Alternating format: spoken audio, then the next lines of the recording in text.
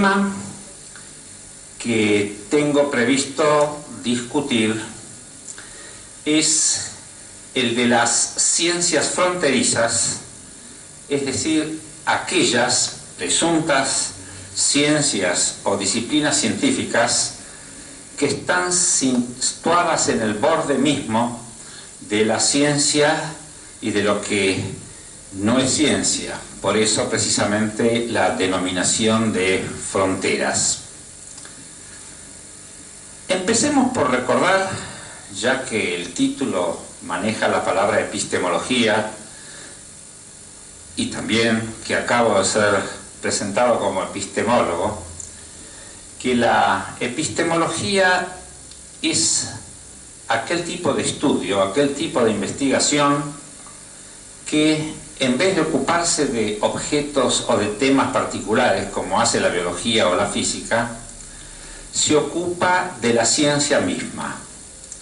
La epistemología es, por así decir, la ciencia de la ciencia, y hay mucho que preguntarse en ese tipo de temática, porque uno puede inquirir, por ejemplo, cómo es que se produce el conocimiento científico, cuáles son las circunstancias que hacen favorable o desfavorable producir ciencia, hacer descubrimientos, inventar teorías. Pero también está el problema, que ese es el que hoy de alguna manera nos importa, de cómo se puede validar, cómo se puede probar lo que una ciencia dice. Uno cree que este último problema es fácil. La contestación sería: se valida en ciencia aquello que la experiencia nos muestra. Si así fuera, casi no podríamos validar nada, porque en primer lugar la ciencia trata de establecer leyes científicas, comportamientos universales, generales, que ocurrirán en el futuro, han ocurrido en el pasado y ocurren en todos los lugares del universo ahora, y por supuesto la experiencia no puede mostrar semejante cosa. Lo que uno ve son ejemplos aislados. Mucho peor todavía cuando la ciencia, cosa que hace en general, nos habla de entidades que no se pueden observar, como por ejemplo los átomos, los genes, el campo eléctrico, el inconsciente, la estructura profunda del lenguaje, la anomia en una población, que no se pueden mostrar porque por su pequeñez o por su índole son inobservables. Solo indirectamente, a través de instrumentos de observación o de teorías, uno sabe de ellos. Pero si es así, hay que justificar el instrumento y hay que justificar la teoría que uno está empleando. No vayan a creer, por ejemplo, que lo de los átomos no costó trabajo. Los átomos son algo muy reciente, casi se puede decir que son en cierto modo de ayer. Y aunque se había hablado en la más remota antigüedad de átomos, los físicos recién admitieron oficialmente que hay átomos y dieron por suficientemente probada la teoría atómica en 1905, es decir, cuando nuestros padres estaban todavía vivos, asombrados de ver pasar los primeros aviones, por así decir. Los átomos no eran cosa del siglo pasado, y todavía a comienzos del siglo 1900, Mach, el famoso psicólogo, filósofo y físico austríaco, sostenía que eso de los átomos era una manera de hablar cómoda, pero que nadie se podía tomar en serio, que realmente era ridículo pensar que la materia estaba compuesta por pequeñísimas unidades inobservables. Para él eso era fantasmagórico y no tenía nada que ver con la ciencia en serio, pero podía tolerarse como una manera cómoda de expresarse. Como ustedes ven, los problemas de cómo se justifica una teoría, los problemas de cómo un cierto tipo de conocimiento es finalmente aceptado oficialmente por la ciencia, no son problemas fáciles. Y por esto es que la epistemología se fue transformando desde la época de Kant hasta este momento en una disciplina bastante importante La UNESCO, por ejemplo, explícitamente aconseja su enseñanza y su práctica. Las facultades y universidades están repletos de epistemólogos y de institutos de epistemología, los cuales se transforman en una especie de autoconciencia de la ciencia misma. Debido a la epistemología, los científicos se preguntan ¿qué estamos haciendo? Si lo que hacemos realmente tiene valor, si lo que el científico ofrece como mercancía, como producto para los demás ciudadanos, es realmente conocimiento o no es conocimiento. Y la verdad, dado el papel que a la ciencia contemporánea le está reservada en la sociedad actual, no cabe duda que el problema de la epistemología es un problema central. Pero hay un problema que se plantea casi de inmediato. La epistemología tiene enseguida que definir lo que es ciencia, y de acuerdo con esto la comunidad científica va a decir qué es lo que entra como ciencia y qué es lo que no entra como ciencia. Hay cosas que son muy respetables y de las cuales por otra parte yo soy devoto admirador, como por ejemplo la gastronomía, digamos. Indudablemente es un aspecto muy serio de nuestra existencia, de nuestra civilización y de nuestra sensibilidad. Pero en un cierto sentido, los científicos y los epistemólogos se negarían a decir que la gastronomía es una disciplina científica. Dirían que es un arte, dirían que es una técnica, pero no dirían que es una ciencia, en el sentido en que la genética es una ciencia, o la química orgánica es una ciencia, o la matemática abstracta es una ciencia. Y aquí viene el problema. ¿Por qué en algunos casos ciertas disciplinas son científicas y por qué otras no? Esta es una pregunta muy interesante porque de alguna manera también este problema entraña otro. ¿Dónde está la diferencia? ¿Dónde está el límite que separa el conocimiento serio, el conocimiento probado, el conocimiento fundamentado, de lo que es puro prejuicio, de lo que es superstición, de lo que es mera creencia? Este es un problema realmente muy interesante. Como ustedes comprenden, nosotros los seres humanos tenemos a veces, por razones un poco anímicas y hasta de autoprotección, ganas de creer en muchísimas cosas, pero la ciencia lamentablemente nos dice que nos quedemos con las ganas, porque tales cosas no existen o porque tales cosas no se pueden probar. En cambio, otras sí, y a veces esas otras no son tan buenas o tan lindas como uno quisiera, pero constituyen la realidad, constituyen el fundamento de la verdad. Por consiguiente, el problema de establecer dónde está la diferencia entre lo que es científico de lo que no es científico es un problema bastante importante. Bueno, el tema de esta conversación es entonces la epistemología y las ciencias fronterizas. El problema es qué se hace con aquellas disciplinas que están en situación un tanto dudosa. Parecen estar justo donde empieza la ciencia y precisamente donde termina la superstición o por lo menos la fundamentación incompleta. Y aquí hay que hacerse algunas cuantas reflexiones. Históricamente, las ciencias fronterizas siempre han sido mal vistas por parte de los científicos. Generalmente, por razones que enseguida voy a explicar, la comunidad científica tiende a ver despreciativamente todo lo que está en la frontera, un poco como a veces ocurre geográficamente. Me refiero, por ejemplo, a la frontera entre Estados Unidos y México, que como ustedes saben es un asunto bastante conflictivo. Para los que están en la metrópoli de la ciencia, para los que están en las ciencias duras, esas ciencias que están justo en el borde son mala cosa, son realmente muy sospechosas. Pero a veces, con el transcurrir de la ciencia y de la historia de la ciencia, ocurre que algunas de esas disciplinas terminan por ser parte reconocida de la ciencia, entran.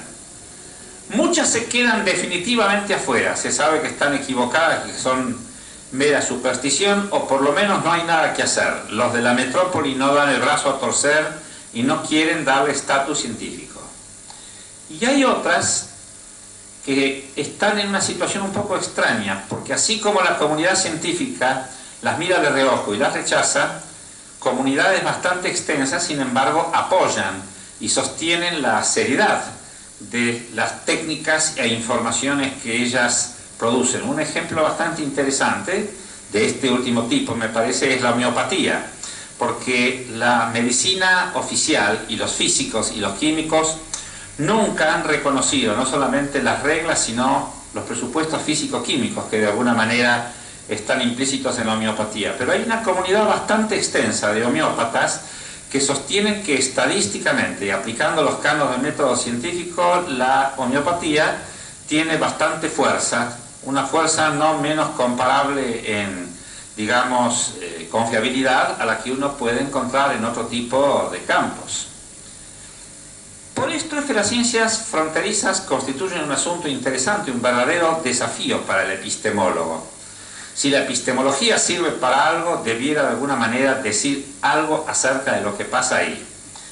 Y aquí viene además un problema accesorio.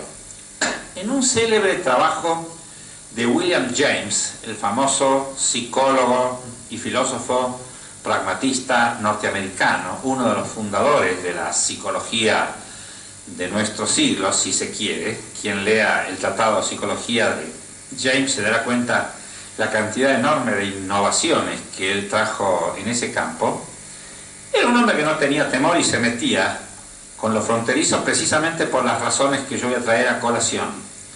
El artículo al cual yo me refiero es un artículo que él escribió a principio de siglo, alrededor de 1903, si no estoy equivocado, que se llamaba El porvenir de los estudios espiritistas, nada menos.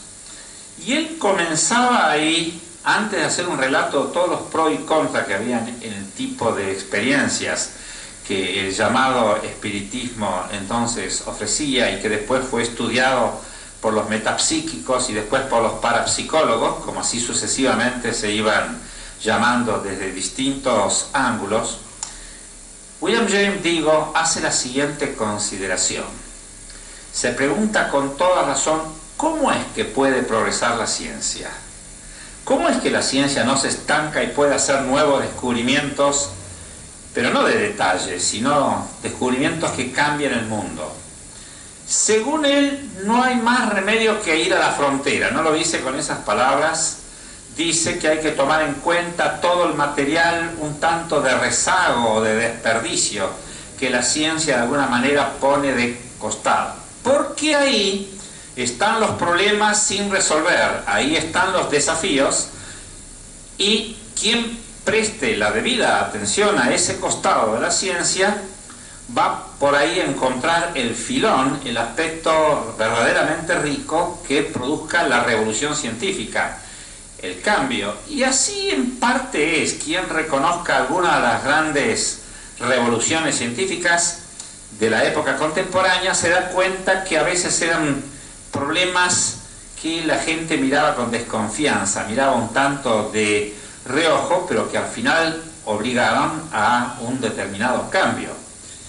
Por lo cual, si lo que dice William James es cierto, y me parece realmente que tiene razón, para el progreso de la ciencia se hace necesario, yo diría que se hace en cierto modo indispensable, prestar una fuerte atención a las ciencias fronterizas, a las disciplinas que de alguna manera, por su peculiar temática, no se sabe todavía si constituyen conocimiento en un sentido perfecto o son mera superchería. No va a poder progresar la ciencia si no se toma en consideración ese tipo de disciplinas.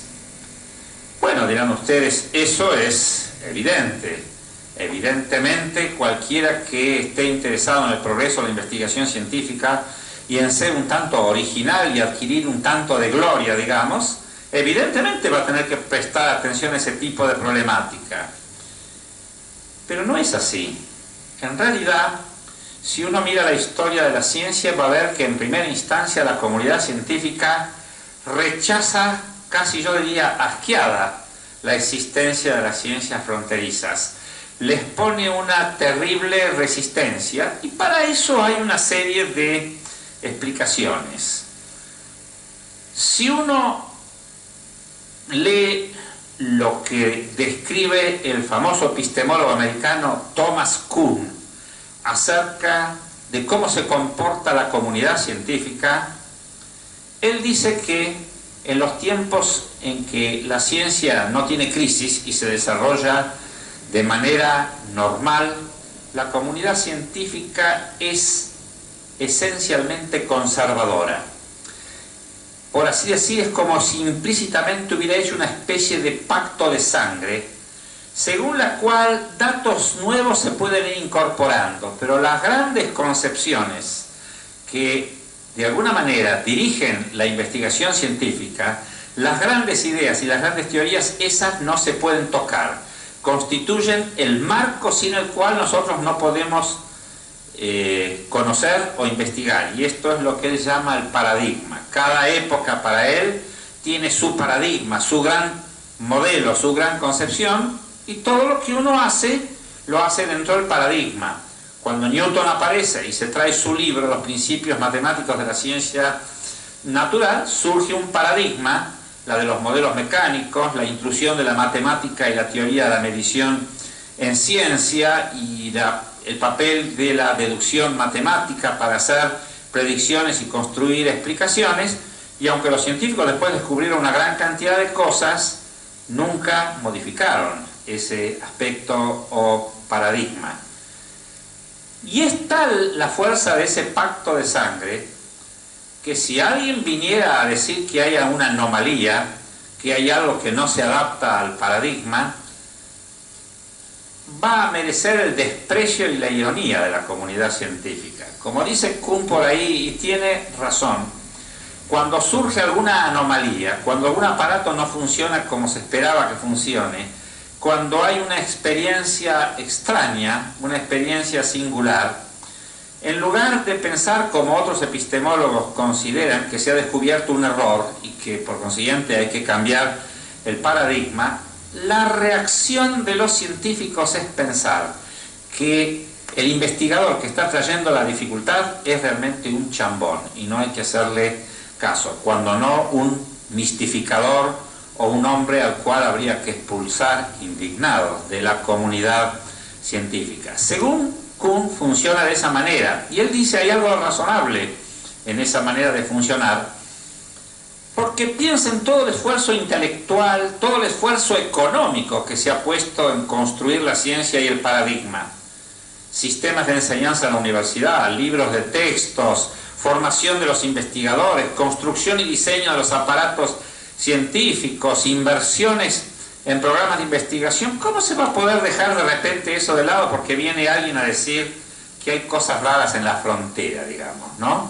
Como siempre se suele decir, es como si a un capitán de un barco le viniera un marinero a decir: capitán, he descubierto que en la pasarela de la cubierta número 3 hay una parte que está un poco oxidada. Ah, qué terrible, dice el capitán, vamos a hundir el barco, por ejemplo. Sería realmente muy extraño y un tanto desmesurado e irracional. Más bien lo que se pensaría es pasarle una capa de pintura a la parte oxidada. Y esta metáfora se puede entender también en lo que Kuhn piensa que es la ciencia. Cuando hay inconvenientes o cosas raras, lo que hay que pasarle es una capa de pintura, pero de pintura ortodoxa, perteneciente al paradigma. Generalmente la pintura esa, si es posible, trata de tapar las cosas y directamente hacer que no se tome en cuenta lo que de alguna manera aparece como problema o desafío. No todos piensan una cosa tan drástica, no todos piensan que la ciencia es tan conservadora. si uno deja Kuhn y toma el otro famoso epistemólogo contemporáneo, Karl Popper, se ve una concepción distinta. Dice, no, está bien, puede haber anomalías, y realmente conviene comparar las teorías con las anomalías.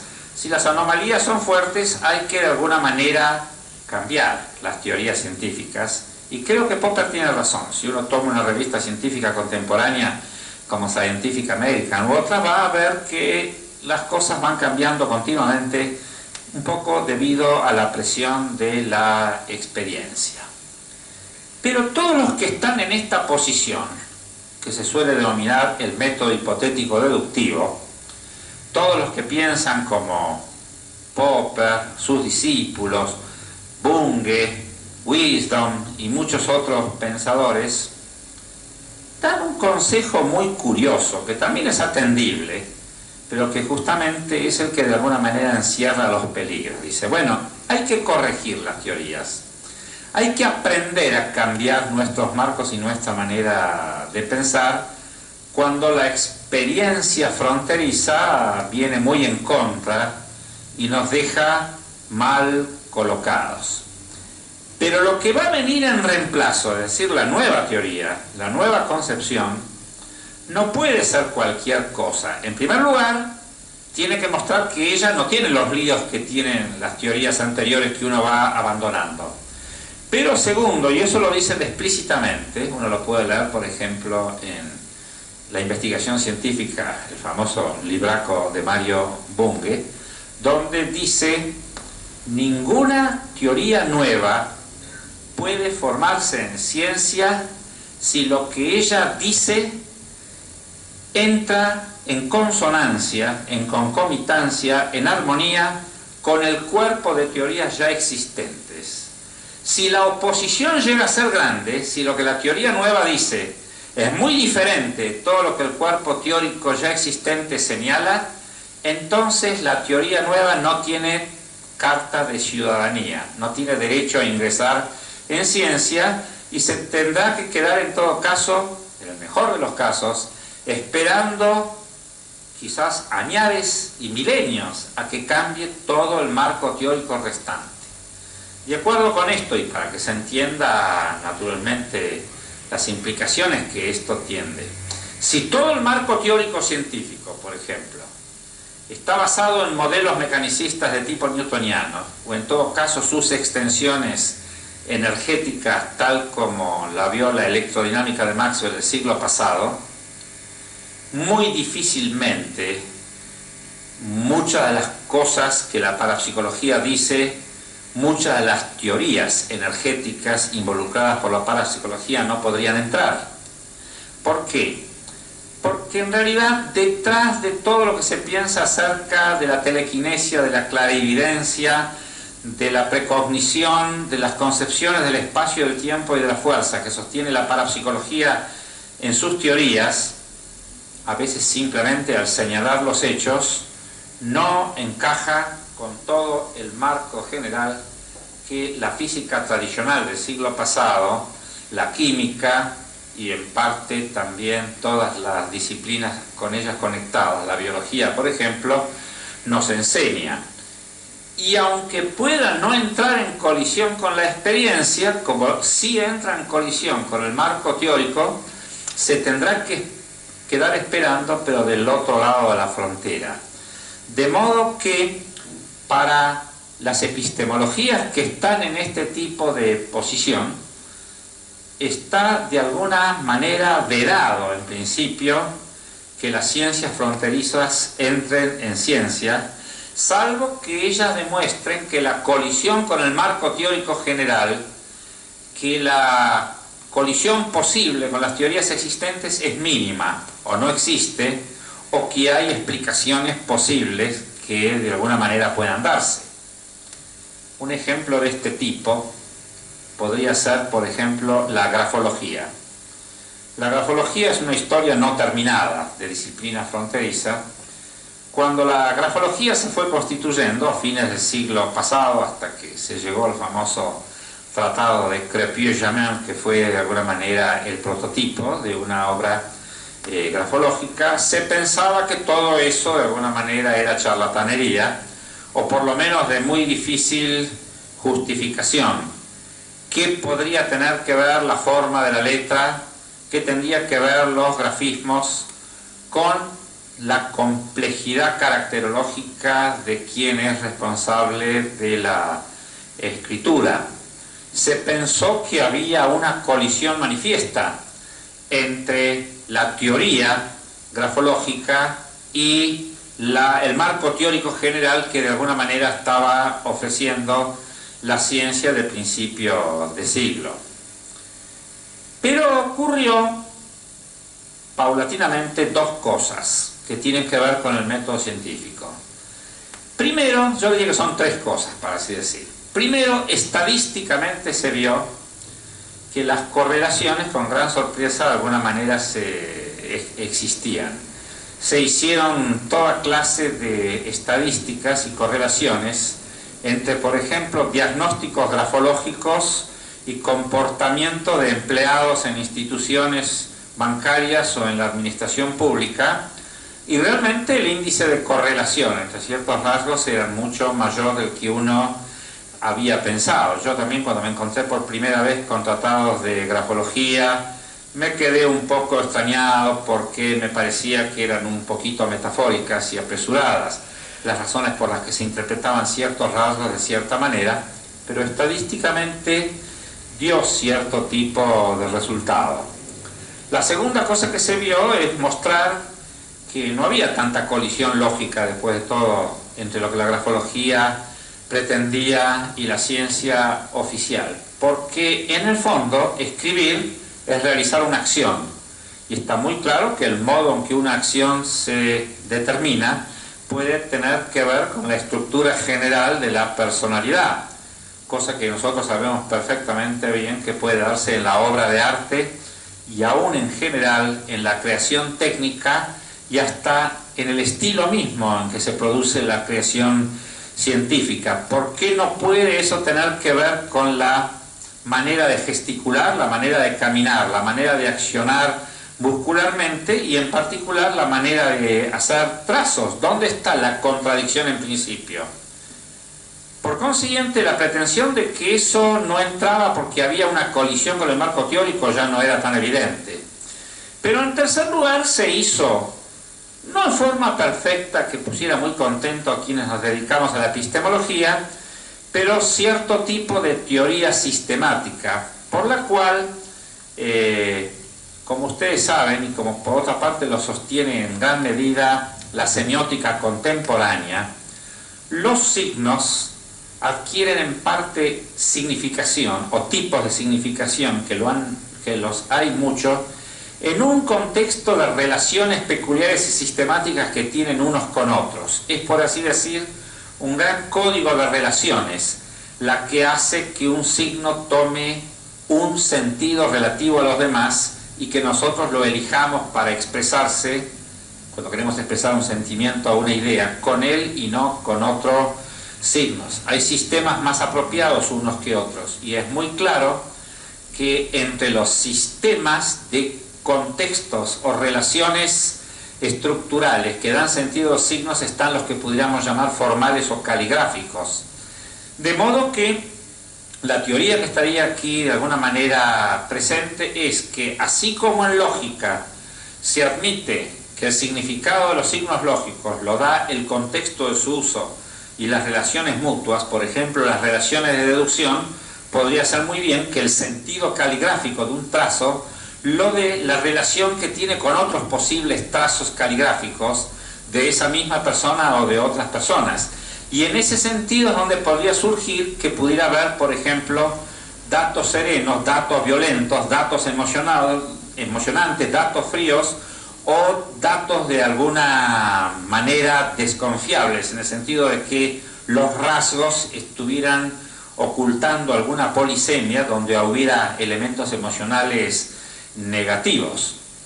Claro, aquí vendría una cuarta cosa todavía que habría que probar si la teoría esa es cierta y si realmente constituye una justificación, pero eso ya no es cuestión, porque la epistemología contemporánea tiene clarísimo aún para la física y aún para la química y para las ciencias duras en general, que las teorías científicas son provisorias, tienen elementos a favor, elementos en contra, pero nunca adquieren el estatus de definitivamente probados. De modo que lo mismo que nadie considera definitivamente probada la teoría de la relatividad de Einstein, porque en esa ciencia, como en cualquier otra, puede venir una teoría nueva que desbanque a la que ya existe.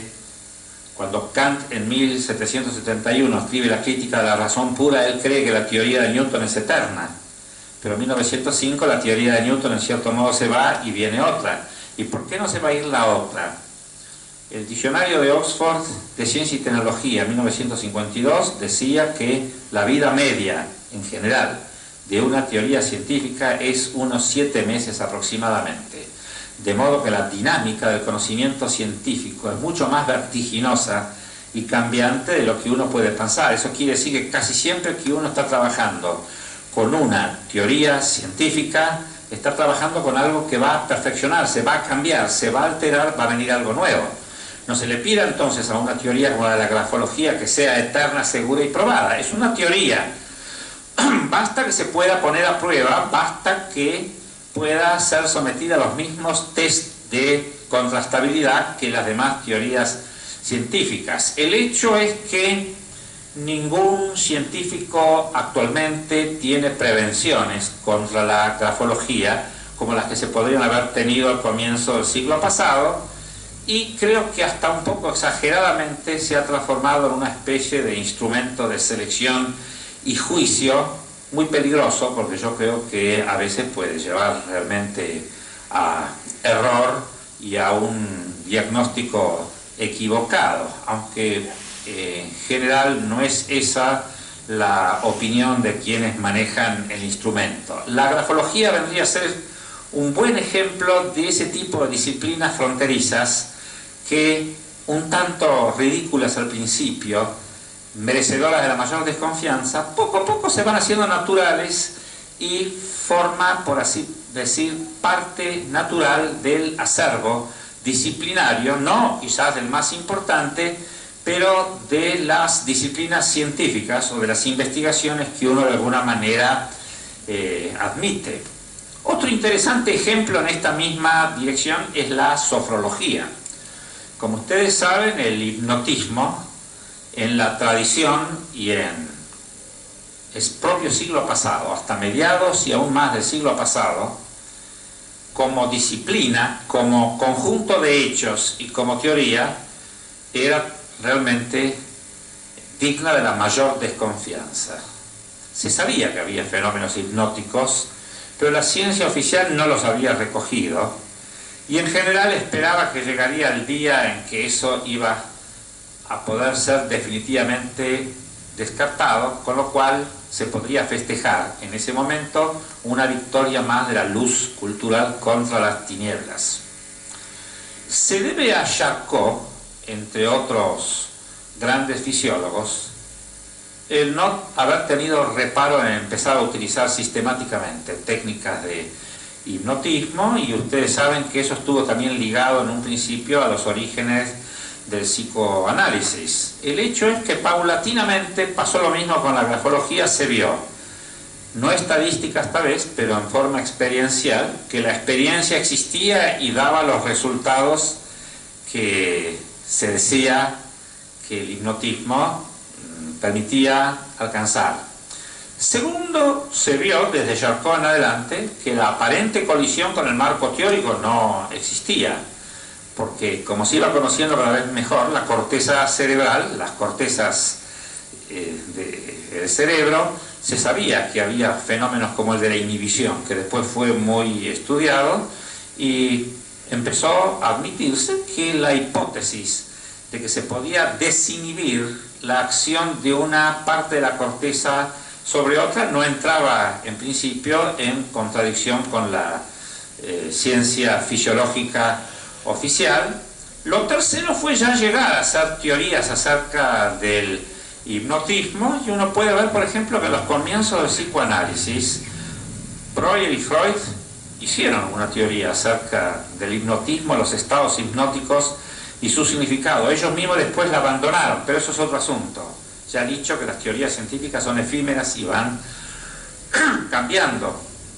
La cuestión es que, como disciplina, el estudio del hipnotismo, la sofrología, se ha transformado en algo totalmente normal. Cualquier fisiólogo ya conoce el fenómeno y lo explica, y se ha transformado también en un instrumento de acción, y fue la gran sorpresa, después de años de prejuicio o desconocimiento de mi parte acerca de ese tipo de tema, haberme encontrado, estoy casado con una odontóloga, que existe una rama de la sofrología aplicada a la odontología. En lugar de anestesia, bueno, tendríamos ese otro tipo de problemas. Además, ustedes saben que el conocimiento de la medicina egipcia antigua estaría demostrando que era precisamente el tipo de arma o influencia un tanto misteriosa e incomprensible que entonces se había usado. Aquí tenemos un buen ejemplo también de lo que de alguna manera ha entrado.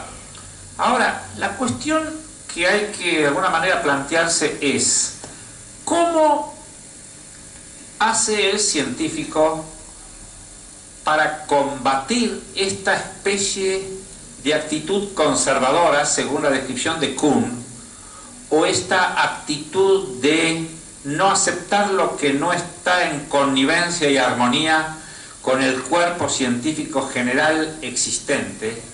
Cosas que, si se toman con la mayor fuerza y con la mayor exageración, terminarían por impedir el progreso de la ciencia. Imagínense lo que hubiera sido si la comunidad científica oficial se hubiera opuesto de una manera sistemática y terminante al ingreso del hipnotismo o al ingreso de la grafología. Especialmente el caso del hipnotismo es el que me preocupa desde el punto de vista médico, fisiológico y terapéutico. Lo que hubiera resultado es que el avance de la ciencia en esa parte de la investigación del conocimiento no hubiera sido posible. Exceso de conservadurismo, prevenciones acerca de la armonía que debe haber entre un tipo de acontecimiento científico y la cultura que en ese momento existe, parece una concepción realmente sumamente peligrosa. Y entonces lo que uno debería aconsejar desde el punto de vista epistemológico es una estrategia un poco diferente, que se parece más a la que propone alguien que por otra parte es un epistemólogo escandaloso en los Estados Unidos, Feyerabend, que evidentemente es una especie de enfant terrible de todo este tipo de disciplinas, pero dice algunas cosas que creo que están bien observadas. Él dice: el método científico está mal si piensa que lo que tiene que hacer es proponer teorías y tratar de compararlas con la experiencia, de modo que si no hay colisión conserva la teoría, y si hay colisión trata entonces de crear una teoría nueva, pero no tan diferente del establishment como para que se haga una colisión con el resto de las teorías científicas existentes. Eso está totalmente equivocado, dice Feyerabend. Lo que hay que hacer es una cosa mucho más dinámica, creativa y artística, que es la siguiente. Cuando alguien inventa una teoría, en lugar de preocuparse solamente por ver cómo ella se adecua a la experiencia o cómo se contrapone, hay que comenzar por hacer otra cosa necesariamente para evitar que nos volvamos dogmáticos o cerrados desde ese momento en adelante. Cuando se inventa una teoría, lo primero que hay que hacer es preguntarse: ¿y qué teorías rivales se podrían inventar? Las teorías rivales pueden ser lo más escandaloso que uno puede pensar. Si uno inventa una teoría como la teoría de los cuanta, una teoría de la actividad, lo que los científicos tienen que hacer en ese momento es preguntarse: ¿y qué otras variantes pudiera haber? ¿Qué otras cosas pudiera uno imaginar? Seguramente lo que se obtendría es un paquete de rivales tremendo. En vez de una teoría había 40, 50, y algunas de ellas se podrían ir bastante lejos de la ciencia oficial. Pero recién entonces habría que preguntarse cuáles de ellas se adaptan mejor a la experiencia, cuáles de ellas se explican mejor. Uno tendría que averiguar cuáles son. Seguramente cuando conteste la ciencia habrá pegado un paso adelante. Y además, seguramente se descubrirá que algunos de esos pasos se oponen al establishment, se oponen a la ciencia oficial. ¿Qué tendría que decir uno en ese momento? Según Feyerabend, peor para la ciencia oficial, quiere decir que ella no está todavía en condiciones perfectas de explicarlo todo y lo nuevo que ha surgido. Si no se admite esa táctica, si no se es permisivo, la ciencia va a terminar siendo una especie de mafia protectora de sus miembros y de sus adeptos. ¿Por qué? Porque para que ingrese alguien a la ciencia va a tener que pasar el siguiente examen. ¿Usted es partidario de la logia? ¿No se opone a nuestros métodos? ¿Tiene algo que oponer a nuestros prejuicios y a nuestras creencias y a nuestras teorías? ¿Tiene de veras? Por favor, entonces no ingrese. Si la metáfora con la mafia fuera más exacta, no sería, por favor, no ingreses. Pasarían cosas más crueles, que es la que la historia de la ciencia ve a veces en el ensañamiento que se ha tenido históricamente contra algunas personas que se oponían al establishment. Que esto es así, se puede ver en un caso en que curiosamente la cosa finalmente se transformó en la medicina contemporánea.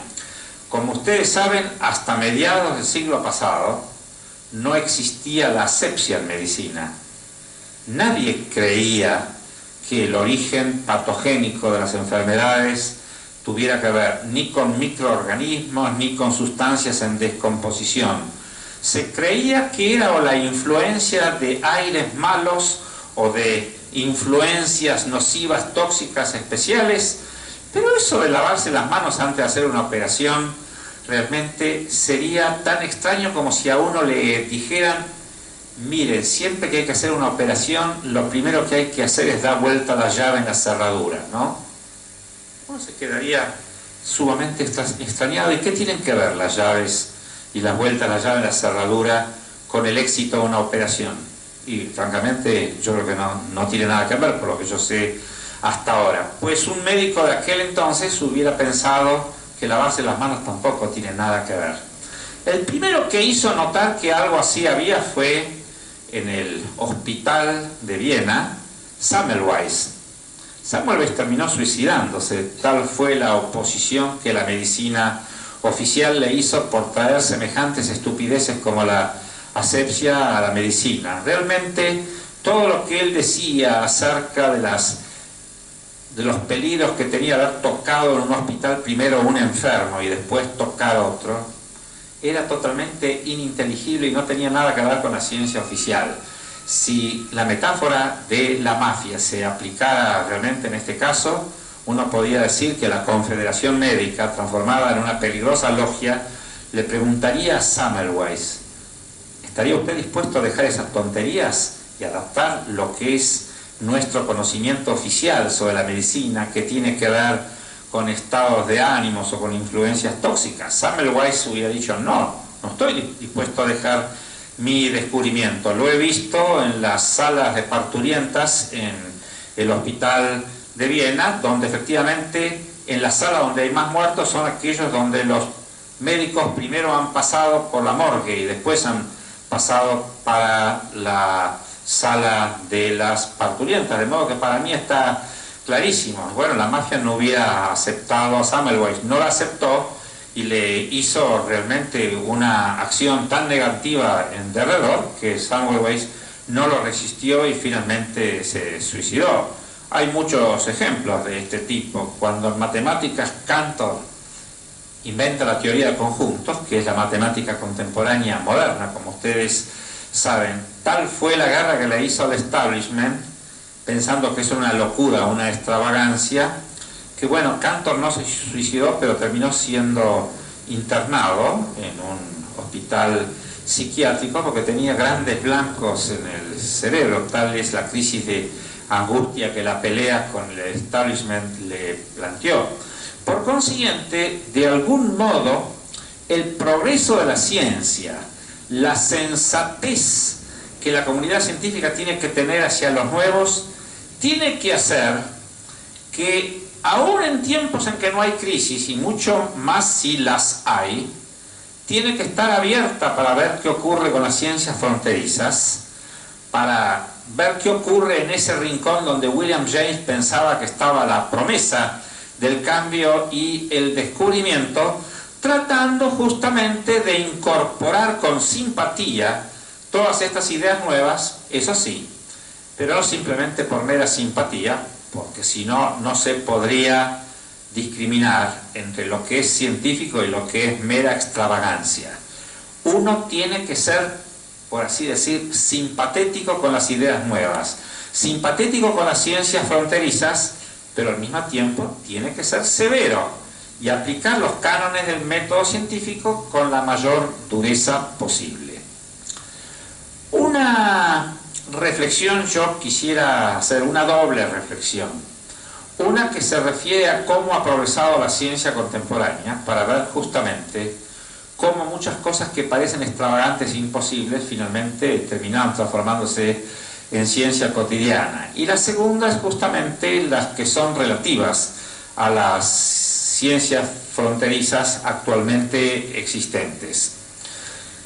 Quien contemple los grandes hallazgos de la ciencia contemporánea y de la tecnología contemporánea especialmente, descubrirá que muchas de las cosas que se transformaron en nuestra vida cotidiana hubieran sido consideradas como fantasías de ciencia ficción inadmisible muchos siglos atrás. Fíjense, es bien sabido, pero echemos una especie de mirada retrospectiva en los cambios que se han dado. ¿Qué hubiera dicho un científico del siglo XVII o del siglo XVIII si se hubiera dicho? Primero, que podemos oír hablar a una persona aunque esté a decenas de miles de kilómetros de nosotros. Segundo, que también podemos ver lo que está a decenas de miles de kilómetros de nosotros, respectivamente por la radio y por la televisión. Que además, debido a la televisión, nosotros podemos ver lo que está a miles de millones de kilómetros a través de los aparatos de televisión de las naves espaciales. Que además, sin que haya emisión, podemos ver objetos distantes a través justamente del uso del radar. Que se hubiera dicho si se indicara que nosotros podemos conservar el presente en el pasado, o sea que lo que ocurre ahora, cuando se transforma en pasado, sería recuperable. Eso se hace a través de la fotografía, la cinematografía, las cintas grabadas, todos los archivos fonomagnéticos, etcétera, etcétera. ¿Qué se diría también en aquel entonces si se dijera que se podrían fabricar aparatos que piensan, en algún sentido, y que además ejecutan operaciones lógicas de pensamiento a velocidades tales que se pueden realizar de 1.000 millones a 10.000 millones de operaciones de pensamiento por segundo? ¿Qué se hubiera dicho si se hubiera anticipado que mediante la proyección de luces, en realidad de lasers, se pueden producir figuras de 3 dimensiones y reproducir de alguna manera las propiedades espaciales de objetos que están en realidad fotografiados y muy distantes? ¿Qué se hubiera dicho si se hubiera pensado que podemos transmitir la energía a distancia y a mucha distancia? ¿Y qué se hubiera dicho si se pensara que nosotros podemos tratar la materia, que es estática y fría, la podemos transformar en energía a través del fenómeno que descubrió primero Einstein y que se utilizó después para la energía atómica, a través del fenómeno de la fisión nuclear, por ejemplo? Y no son más que algunos ejemplos, porque quien diera un espectro completo de los descubrimientos, vería como en estos casos que realmente nuestra concepción de la materia, de la energía, de la distancia, del tiempo y de nuestra posibilidad de manipularlas va mucho más allá de lo que la concepción científica oficial tipo siglo XVIII se hubiera imaginado. Un científico de aquel entonces, y eran los mejores científicos de la historia de la humanidad, los Laplace, los Lagrange, por ejemplo, los D'Hopital, se hubieran reído directamente de todo esto. Pues bien, ¿y qué enseña este tipo de ejemplos? Enseña que casi siempre la ciencia oficial no está en demasiadas condiciones de prever los descubrimientos revolucionarios que se van a hacer después y que de alguna manera van a afectar nuestra concepción del universo y aún de la vida cotidiana y de nuestro comportamiento. Si es así, las ciencias fronterizas, en vez de ser vistas como algo sospechoso, como algo que de alguna manera hay que mirar de reojo, tienen que ser vistas como el terreno de exploración más atractivo que tenemos delante para hacer los descubrimientos que van a transformar la civilización y que de alguna manera van a transformar nuestra concepción del universo y del futuro. De modo que a lo que yo quería ir después de esta excursión por esta temática es que no por razones de superstición, no por razones teológicas, no por razones ideológicas, filosóficas, literarias, sino en nombre del más frío interés científico, en nombre del más cerrado interés lógico por el progreso del conocimiento, las ciencias fronterizas son casi, yo diría, los objetos más interesantes donde uno tiene que, por así decir, poner con más intensidad el interés y el amor por el progreso del conocimiento. Si se me autorizara a utilizar otra metáfora, yo diría que es un poco como ocurre en astronomía. Los grandes progresos de la astronomía se dieron siempre cuando se descubrió algún objeto muy extraño, sospechoso, del cual casi se podría decir, como dijo el pajuerano que vio por primera vez una jirafa, este animal no existe, digamos, ¿no? Imagínense cuando se descubrió por primera vez un pulsar. Un pulsar es un objeto que tiene casi el tamaño, o por lo menos la masa, de una galaxia entera, como la Vía Láctea, no obstante lo cual gira sobre sí misma en un tercio de segundo y además proyecta un chorro de energía que es mayor que todas las que un cardumen de estrellas simultáneamente puede proyectar. Es un objeto inverosímil. Cada vez que se descubre un objeto así, ¿qué es lo que pasa? Y bueno, hay que estudiarlo porque ahí seguramente se va a hacer el descubrimiento de algo muy importante para el conocimiento. Y eso pasó con los agujeros negros, eso pasó con los resultados negativos de las experiencias sobre la luz, la experiencia Michelson-Morley, etcétera, etcétera. Por consiguiente, repito que por interés en la propia marcha de la ciencia, para evitar el enquistamiento en las teorías conservadoras ortodoxas, para evitar una actitud dogmática y sumamente conservadora, y justamente para poder expandir el conocimiento, debemos los científicos estar abiertos y poner especial atención a las ciencias fronterizas, algo que a veces en algunos sectores clandestinamente se hace, aunque ningún científico está muy dispuesto a confesarlo en público, pero que todavía no ha tomado el estatus de metodología oficial. Yo creo que en realidad en los laboratorios y en las discusiones de los científicos, muchas de las cosas que sean propuestas tienen que revisarse, no importa que sean fronterizas. Por ejemplo, en su momento un libro como el famoso Un experimento con el tiempo, de Dunn, el famoso filósofo inglés que se había tomado la paciencia de anotar todos sus sueños para ver qué correlación había entre las figuras y acontecimientos de sus sueños y las cosas que se producían en el futuro, y que le llevó a la famosa teoría, no aceptada oficialmente, de que hay una jerarquía de tiempos diferentes desde los cuales, desde cada uno se puede ver a los tiempos inferiores, lo cual explicaría de alguna manera los fenómenos de precognición, por ejemplo. La precognición es salirse de un tiempo 1 para pasar a un tiempo 2, desde el cual se ve el tiempo 1 como una simultaneidad y entonces podría ver uno al futuro, aunque al hacer eso aparece un futuro de segunda categoría.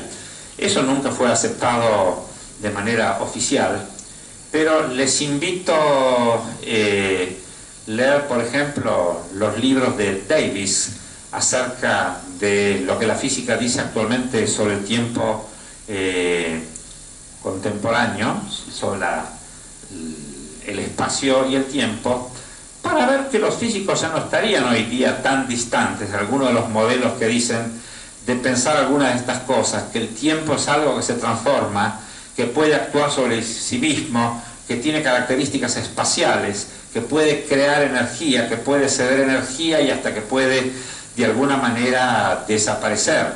En este sentido, sería muy interesante volver a establecer una confrontación sistemática entre los modelos fronterizos y extracientíficos con los modelos oficiales de la ciencia.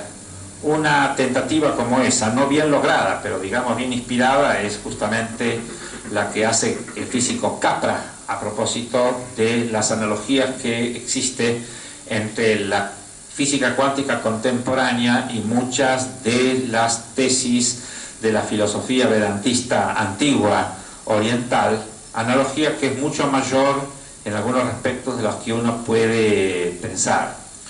Quiero terminar indicando justamente que son muchas las disciplinas que en algún momento fueron realmente consideradas como fronterizas y de alguna manera van siendo incorporadas por el método científico. Un ejemplo extraordinario justamente es la cosmología.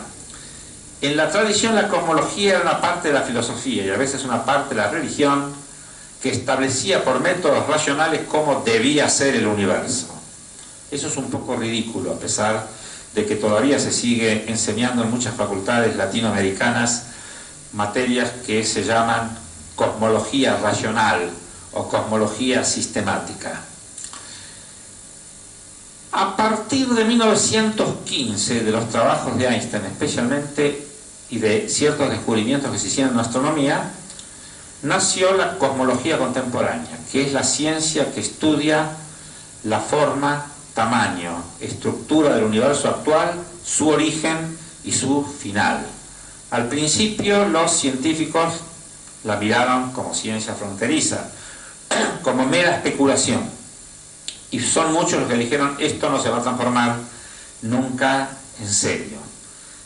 Finalmente, en un proceso nada quieto y nada sencillo, esta ciencia se transformó en una parte de la física, ya no es más ciencia fronteriza, y hay tratados científicos de cosmologías hechos y derechos con los mejores requisitos que se pueda pedir para que la ciencia sea ciencia.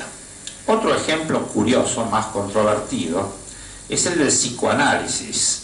No quiero ni insistir ante ustedes toda la contra que en el campo de la psicología planteó el psicoanálisis, primero por hablar de cosas fantasmagóricas y no observables como el inconsciente, inobservables ni siquiera para uno mismo, el que, digamos, de alguna manera lo tiene, pero eso no es asombroso, tampoco yo puedo observar mis átomos, digamos, de los átomos de los que yo estoy compuesto.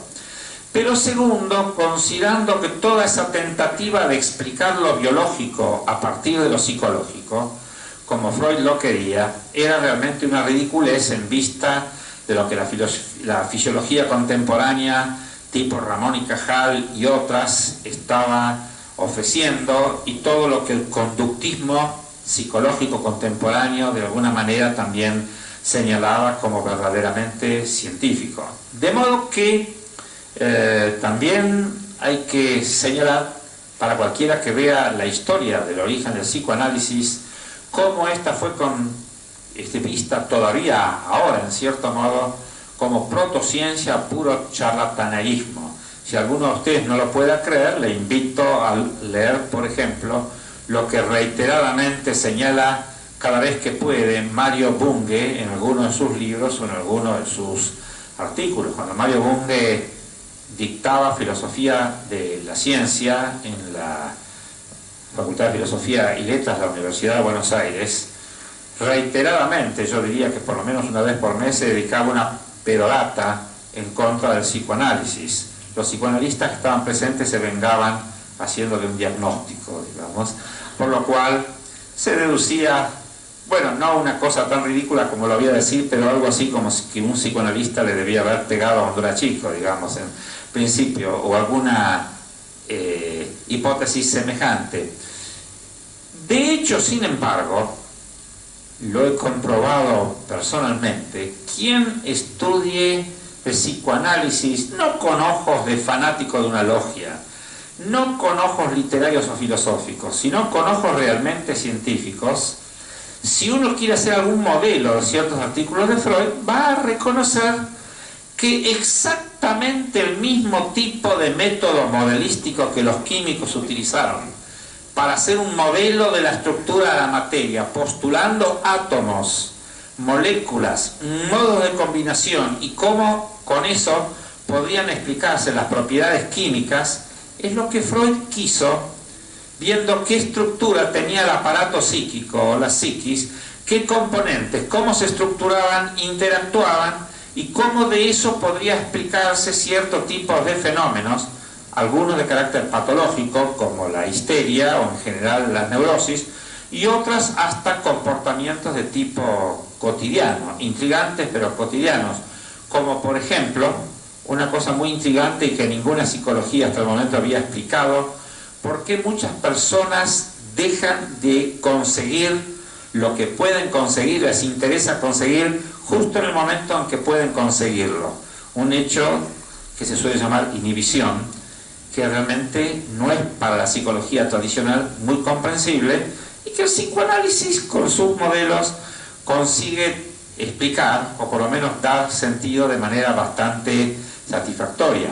A mi entender, el psicoanálisis, no sé si es verdadero, no sé realmente qué porvenir le depara como teoría científica, del mismo modo que tampoco sé qué porvenir tiene la teoría cuántica en física y qué pasará con la física actual el siglo próximo. Pero lo que puedo decir es que como investigador de la lógica del pensamiento científico, la estructura del psicoanálisis ya no parece tan sorprendente y tan fronteriza hoy día como pudo parecer hace 50 o 60 años atrás, salvo para algunos epistemólogos un tanto, a mi entender, neuróticos o tercos, que me parece no quieren injustificadamente dar su brazo a torcer ante lo que es manifiesto, y es que la estrategia que se está empleando en ese tipo de disciplina no es muy distinta de las que se ve en otro tipo de disciplina. Mucha otra cosa puede decirse, pero yo terminaría acá, seguramente no sin decir, porque es la pregunta que cabría hacerse en jornadas como esta: ¿y qué pasa con la parapsicología? ¿Qué pasa con esas ciencias fronterizas que se refieren a una cantidad muy abundante de fenómenos que como hechos están muy controvertidos, y de las teorías adosadas a ellos que también están muy controvertidas? La respuesta que yo podría dar a este tipo de pregunta es el siguiente. En primer lugar, no se debe contestar a una pregunta como esta simplemente por presunción filosófica o por las simpatías a favor o en contra que uno puede tener. La verdadera aplicación del método científico sería una pregunta como esta: desde el punto de vista empírico y desde el punto de vista fáctico, y tomando los requerimientos que la ciencia plantea para saber qué es lo que hay que aceptar o no aceptar como experiencia, ¿qué es lo que pasa con la parapsicología? Como ustedes saben, hay opiniones encontradas también en este sentido, pero yo quiero llamar la atención hacia algunas de las cosas que evidentemente han ocurrido. Hay una parte de la comunidad científica que no tiene dudas acerca de la existencia estadística o empírica de este tipo de fenómenos. En general, casi todos los fenómenos relativos al factor psi, por ejemplo, que investigaba Rhine, y todas las cuestiones estadísticas que de alguna manera estaban ligadas, bueno, todavía se sigue peleando, pero no hay que olvidar que Fisher, el mayor estadístico contemporáneo, adujo que el procesamiento estadístico de ese tipo de fenómenos mostraba que hay algo. Y sobre esto en realidad podría uno extenderse bastante, pero como no tengo tiempo, dejo el asunto ahí para decir otra cosa. Se creó una gran cantidad de institutos en nuestro siglo con el fin de mostrar que esas investigaciones fronterizas no debían entrar en ciencia. La gran organizadora de este tipo de investigaciones fue en su momento la Unión Soviética. La Unión Soviética fundó varios institutos de parapsicología que tenían como fin llegar a establecer de manera concluyente la superchería y falta de legitimidad de los fenómenos empíricos que estaban asociados a los fenómenos parapsicológicos. Es muy interesante la historia tal como ocurrió ahí. Hay libros dedicados al tema. Primero, no fue tan fácil mostrar que había superchería. Curiosamente llegó un momento en que estos institutos empezaron a dedicarse a otra cosa. Por ejemplo, redescubrieron un hecho que había descubierto el famoso dramaturgo Jules Romain, el famoso autor de Knox o El triunfo de la medicina, una obra de teatro que aquí se dio en Buenos Aires, que en realidad era médico y tenía un apellido menos poético que su seudónimo. En realidad su apellido era Farigul, y había dedicado un gran esfuerzo a demostrar que una persona que tuviera obstruido el sentido de la vista, por ejemplo totalmente vendado y con algodones en los ojos, podía sin embargo distinguir, si se lo iluminaba con luces de colores, cuál era el color con que se lo estaba iluminando, lo cual demostraría que las células epiteliales tienen cierto tipo de discriminación visual que permite reconocer cómo se la está iluminando y con qué tipo de cualidad cromática. Parece eso haberse descubierto, por lo menos redescubierto, en el Instituto de Parapsicología de Leningrado. También está en controversia si eso se puede repetir tan fácilmente como se dice o no. En su momento esos institutos, el de Leningrado, el de Kiev y otros, volvieron a la cuestión de la clarividencia especialmente y la de la telepatía, y eso fue una cosa que se hizo aproximadamente hasta 1955-1960. A partir de 1960 a 1962 ocurrió un hecho muy curioso que también ocurrió en Estados Unidos, aunque de manera diferente.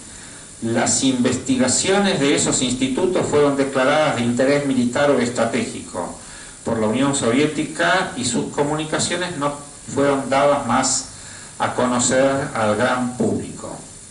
En Estados Unidos ocurrió no con todos los institutos de parapsicología, pero lo que pasa es que las Fuerzas Armadas, la Secretaría de Defensa, tenía institutos de parapsicología. Se dice que lo que ocurrió es que quedó establecida de alguna manera claramente que había comunicación telepática posible con cosmonautas, por ejemplo, en medio de un viaje espacial. No se sabe en realidad porque eso nunca fue comunicado de manera oficial, pertenece más bien a la galería de rumores científicos de los cuales uno se va enterando de algunos congresos, pero eso sí tienen ustedes que entender, nunca en la historia de la ciencia se prohíbe la difusión de un descubrimiento bajo el pretexto de que es de interés militar o de que es de interés tecnológico para la defensa, si no se ha descubierto algo muy importante y que tiene un alto coeficiente de seguridad. De ser así, la historia es que el interés de ridiculizar esas investigaciones fronterizas, pasándolas del otro lado de la frontera, por razones ideológicas, porque no hay que olvidar que en la Unión Soviética la ideología oficial es de tipo materialista y la teoría o la experiencia parapsicológica de alguna manera pone en tela de juicio el materialismo en cuanto al tipo de facultades o de energías a las que hace alusión. Pero es muy interesante que nada menos que ahí mismo parece haber sido descubierto algo que en cierto modo parece tener la mayor importancia, primordial importancia, definiendo efectivamente lo que de alguna manera sería un gran descubrimiento contemporáneo. Si esto es así, yo diría que aún más que con los trabajos de Rein, pone en este campo de las ciencias fronterizas bien en guardia a los científicos de que no hay derecho a hacer una especie de campaña de difamación sistemática como la que hace Bunge de manera típica en libros como La investigación científica, donde parapsicología, astrología y psicoanálisis son puestas casi en la misma bolsa como pseudociencias. La astrología está en una situación bastante comprometida, merecería una discusión aparte. Yo personalmente, si bien no estoy cerrado y que se investigue nomás, no encuentro todavía elementos de juicio para molestarme mucho por ella, digamos.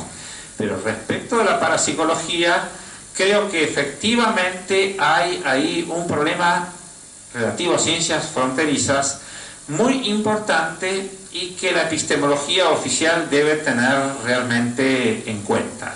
De cualquier manera, dejo entonces aquí esta exposición resumiendo el consejo metodológico que por lo menos muchos epistemólogos nosotros seguimos, más cercano al pensamiento de Feyerabend que al pensamiento de Kuhn, según la cual las ciencias fronterizas merecen realmente reuniones como estas, donde asistan además especialistas e intercambien ideas acerca de qué es lo que hay de promisorio, evidente, teorizable y cientificable en ese tipo de campos. La otra táctica, cerrarse, desconocerla, crear escarnio y desconfianza, lo único que hace, me parece, es conspirar contra el progreso de la ciencia. Nada más.